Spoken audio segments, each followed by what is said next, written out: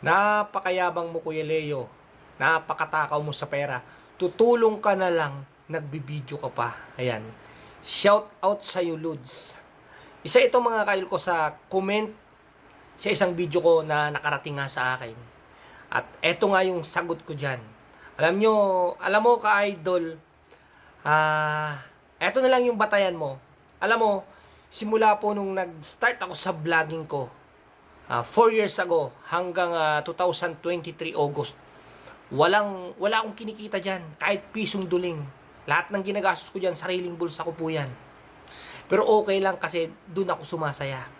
At saka eto pa, alam mo ba, mula nung nagkaroon ako ng million na views dito sa Facebook, in total, nasa 100 million views na ako dito kung susumahin lahat ng trends videos ko mula 2023. Alam mo ba na ang dami sa akin nagpapapromote ng sugal at alam din ng karamihan na ang dami ng vlogger na pumaldo dahil sa pagpopromote ng sugal.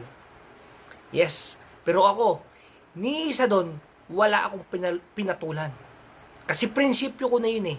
Hindi ko ipapahamak yung mga mahal kong follower na sumusuporta sa akin para lang magkaroon ako ng sariling pera. Saka mga idol, yung nakakakilala sa akin, nakakasama sa akin, sila makakapagsabi kung inuuna ko ba yung sarili ko nang dahil sa kita ko sa vlogs. Totoo lang, ka-idol, simula nung kumita ako sa vlogs, nagkaroon ako ng medyo magandang revenue hanggang sa kasalukuyan na to. Ni isang branded na damit, pantalon o short, branded na sapatos, ay wala akong binili para sa sarili ko. Totoo yan. Kahit makita mo ako sa personal, makikita mo gano'n lang kasimple yung mga suot ko. Sapatos ko, binili ko lang sa ukay-ukay yun eh. Hindi ako makapresyo, idol. Hindi ako nagpapakabit ng wifi. Hindi ako bumibili ng bagong cellphone. Ito, pang vlog ko na to. Hulugan ko lang to sa, sa may Save More. Pati na yung isa kong cellphone dati. Hinuhulugan ko lang yun. Hindi ako nabili. Ito, pagkatapos ng bagyong Christine, dapat bibili ako ng brand new na iPhone. Tumingin na ako. Kaya lang, nagbago yung isip ko kasi okay pa naman yung cellphone ko eh. Nagagamit ko pa naman. Ang mas pinili ko na magdala ng ayuda sa aking mga kababayan na nasa lanta ng bagyo sa Bicol. Ganun yung mindset ko, ka-idol. Hindi ko inuuna yung sarili ko. Kahit makita mo ako, pumunta ka dito sa apartment ko kung marami akong luho sa sarili ko, wala. Kahit nga tsinelas ko, diyan ko lang sa bangketa binibili eh. Kaya huwag kang magsasalita ng ganyan na napakatakaw ko sa pera. Alam mo, ano ka lang, siguro insecurities ka lang o may inggit ka lang sa katawan. Kaya ka nagsasalita ng ganyan. Alam mo, nagsisimula ka pa lang sa vlogging. Dapat hindi ka maisip sa social media. Yun lang yung masasabi ko sa'yo. Dapat, support ka lang. Kasi kapag sumusupport ka, isusupport ka din ng tunay. Mahirap magsalita ng ganyan sa ating kapwa, lalo hindi naman natin alam yung kalakaran. Ang dami lang kasing nagsasalita pero wala pa kayong alam sa kalakaran sa social media kung gaano ba talaga kahina kumita rito. Hindi lahat paldo, hindi lahat malaki yung kita ng isang vlogger. Nako. Tsaka yung sinasabi mong napakayabang ko, paano ako naging mayabang? Ha? Ano yung pinakita ko sa yung hindi maganda? Alam mo, kung hindi mo gusto yung content ko about sa charity vlog, okay lang. Just unfollow me and manood ka sa gusto mo. Di ba? Tsaka alam mo, bakit kami nagbibideo? Kasi, kaya nga kami vlogger eh. Di ba? Lahat ng vlogger nagbibideo yan. Ano pa man yung content, nagbibideo talaga kami. Yes, totoo. Kailangan namin magkaroon ng earning para may magamit kami sa next namin tutulungan. Pero ang dami rin namin ditong pinungunan. Katulad ko, 3 years ako mahigit sa social media na walang sinasahod. 3 years and then January, February, March, April, May, June, July ng 2023 wala akong sinasahod. Sariling bulsa ko yung ginagamit ko sa pantulong. Pero masaya ako dun kasi yun talaga yung goal ko, yun talaga yung gusto ko. Ka-idol. At nung kumita nga ako, yung nakakasaksi dun, kumita ako sa YouTube ko ng 5K. Kumuha lang ako ng pambiling rice cooker tapos yung the rest itinulong ko na. 2019, yung unang sinahod ko na 19K, ipinamahagi ko rin sa mga kapitbahay ko na senior citizen. Mga legit follower ko yung nakakaalam yan.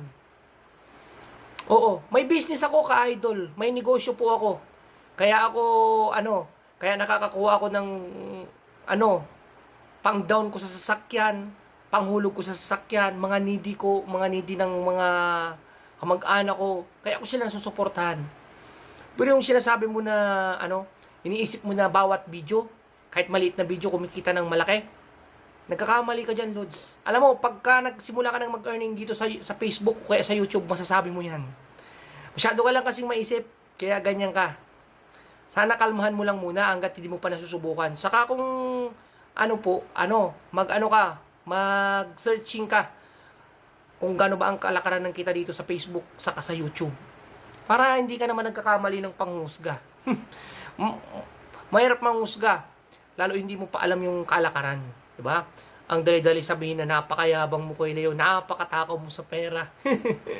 Hindi ako Lods matakaw sa pera, yan lang masasabi ko sa iyo. Hindi ko inuuna sarili ko sa mga kita ko sa vlog. Sa maniwala ka sa hindi, simula nung kumita ako ng August 2023 hanggang sa kasalukuyan, ni isang alahas ko, wala akong binili. Ni isang branded na damit ko, short, Hanford na brief, wala akong binili. Yes, yung brief ko, yung nabibili ko lang din sa Manila. Mga simpleng brief lang. Totoo yan. Sa mga nakakakilala sa akin, nakakasama ko, alam nila yun. Kahit pantalon na branded na lilibu, hindi ako bumibili. Wi-Fi nga, hindi ako nagpapakabit eh.